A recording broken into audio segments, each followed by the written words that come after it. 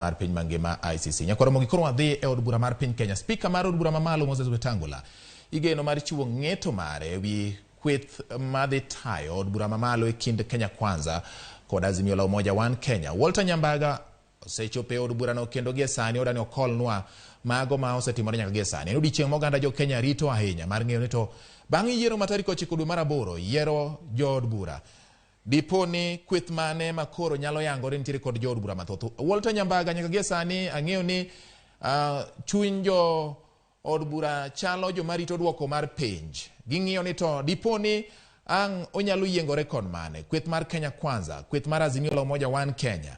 Nyaka gie sani ang'o gini madhi nyime e od bura mamalo mar piny Kenya, to jo od bura maponono ni se bilo godo wach matin, to wach ang'o? Bati kete mayono malonga ahinya kendo mana kaka sewacho spika mar od bura mamalo Moses Wetangula biro chopo kamar loso kod jo od bura gi kama duong' en ni obiro kete it oganda kaachiel kod jo od bura nigi ni kweth mane mar kod jok mathoth kata kwan mamalo e od bura mar 13. Tok mano endo koro chenro moko biro dhi nyime kaka mag loso kamiti opogore opogore gi seche giendi kapok seche ondong' aloso mana gi mheshimiwa KJ ambaye ametutembelea hapa katika Ramogi TV. Utanirudia radhi nizungumuse kwa lugha la Kiswahili kiasi ndiposa nikarudi kwa lugha lile ambayo kila mtu anaimezea kila mara.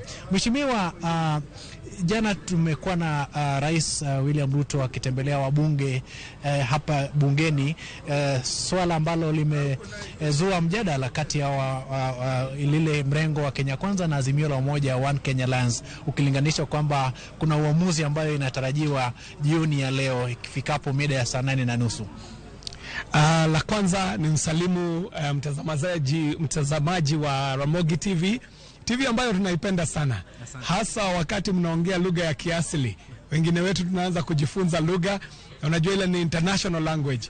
So ukitaka kujua lugha ya Buckingham unasoma Kidholuo kidogo, utaweza kuelewa lugha ya Kisungu. So first of all, I'd like to say that we are coming from a time in the 12th parliament where the executive was very disconnected from the legislature. And you see, these are two different arms of government. Granted, that is accepted by all, but nothing stops any informal engagement between the different arms of government. Even in parliament here, we are presided over by our standing orders officially, but once in a while you will see members of parliament retreating to Kamkunjis. For example, today we had a Kamkunji of members of parliament from the metropolitan area. This is the areas adjacent to Nairobi and Nairobi city. And they were just talking about members' welfare. And this was across the board, across the aisle.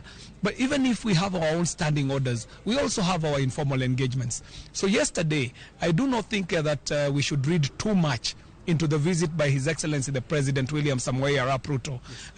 To my understanding, because I shared the table with him at lunch here, I was among the few members of parliament who shared a table with him here. He made me understand that he was coming from a function at KICC. He was on his way to Harambee House. And just before he got to Harambee House, he decided, being a former member of parliament, he can come here and we can host him for lunch. So myself and the Honorable Rehab Mukami, we signed off the president's lunch just as a friend and as a guest here at parliament. It was informal. It has zero bearing on what ruling the speaker makes. Remember, the speaker is guided by standing orders. It's not even about his conscience. It's not about his own personal decision. There are rules that guide how a speaker makes a ruling on such a matter. So you will see when the speaker is making the ruling, he will be depending on the constitution. He shall be depending on the laws of the land. He shall also be falling back to the standing orders. And no one can change this. Not even a visit by the president would make him make a ruling that is out of the constitution, out of the laws of Kenya, and out of the standing orders. So to my mind, I just read it as a social visit, which was an informal engagement of the president with a few members of parliament over lunch. And it was a beautiful thing. We should keep encouraging the president to have one-on-one engagements with the members of parliament. Yes. But also remember, this is a man who has an agenda. The agenda was the Kenya Kwanza Manifesto. It was transformed into the Kenya Kwanza Plan. It has legislative interventions there are laws that we must change here. There are new laws that we must make here for us to make it possible for the president to execute the Kenya Kwanza plan. So if he comes and has an informal sitting with members of parliament, it is more than welcome. Okay. If he can do it every week, we will be happier. Ahead of the liberation of the verdict, many says that his visit might inform the decision by Speaker Moses Masika Wetangula. But again, as you also put it rightly, would you see the cordial relationship between the executive and the legislation might also influence the day-to-day operations of the government? If it does, it would influence for the better.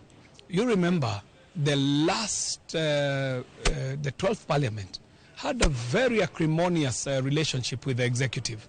So acrimonious that even some good laws would fall on the floor just on the count that they have been sponsored by the leader of government.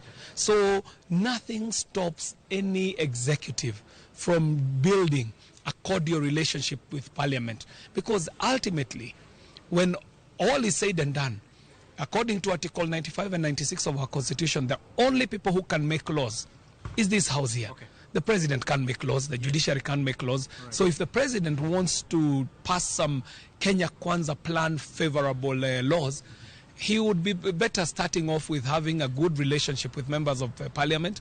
And you saw yesterday how he was interacting with members from all sides of the divide. The members from Kenya Kwanza, the members from Azimio, the independent members, even the staff. People forget that this is a man who has served 3 terms.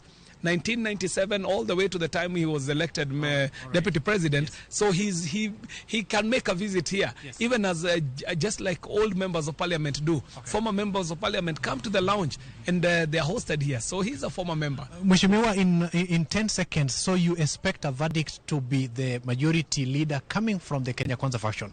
I wouldn't want to preempt the debate. Yes. I stood on the floor of the House. Right. I framed the issues. I said that the Speaker will have to prosecute the law of contracts. Okay. He'll have to check on how these contracts were entered into, the pre-election and post-election coalitions. The Speaker will have to also remember that this is a matter of great public interest.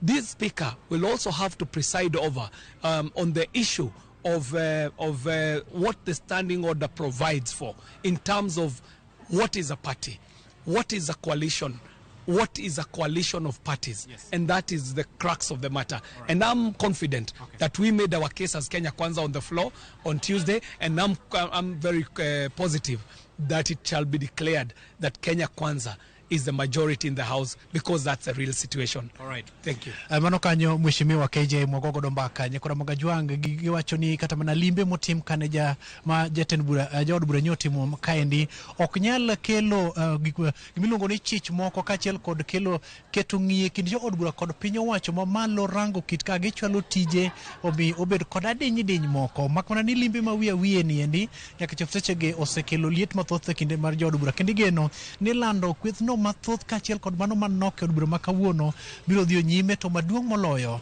ni en gino manyaka koro ketie yangi odiochieng' makawuono, kendo nyaka koro yangi ni Azimio la Umoja One Kenya Alliance kata Kenya Kwanza eman kod kwethno manok. Ramogi TV pod ogo tach ka George Bati iwinjo ka wabilo wach kanyo, kendo ne wadhi ng'wech nyaka dho wachako gi Swahili osodo mwachopo e dhok Kiingereza, to gikore ni koro watieke gi dhok mano ma ng'ato ka ng'ato winjo kendo mongo kendo gombo ng'eyo. George Bati kachiel nyaka e studio e kanyoendo. Erokamano Nyawolta Nyambaga kuom miyowa lipot makare ahinya kowuok e od bura mamalo mar piny Kenya. Kama geno nitiere ni kawuono ni to biro yangore ni to en kweth mane manigi jokanyo mathoth e od bura mamalo mar piny Kenya. Ma bang' ka Speaker mar od bura no Moses Wetangula biro golo wach e wi wachno. Nyakwara Ramogi. Erokamano Walter Nyambaga. Nyakwara Ramogi, koro wadonj